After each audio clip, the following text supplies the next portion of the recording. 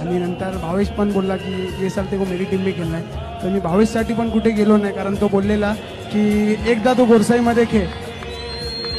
यावर्षी भावेशला बोललेलो की भावेश कुछ भी कर जिंकणे काय, तर भावेश बोलला तू बॅटिंग कर बाकी हम लोग देख लेंगे. आणि हेच झाला, जिंकलो. खूप चांगला वाटला. सिरीज भेटली हे तर चांगलं वाटतंय, पण टीम जिंकल्यावर जास्त चांगलं वाटतंय. सिरीज नाही भेटली असती तरी पण चाललं असता. नक्कीच फर्दींचा पण एक या टुर्नामेंटला किस्सा होता. नक्कीच माझ्या टीममध्ये संजू कनोजा होता, पण फर्दींची पण इच्छा होती का भावेश मला गोरसाईमध्ये खेळायचं आहे.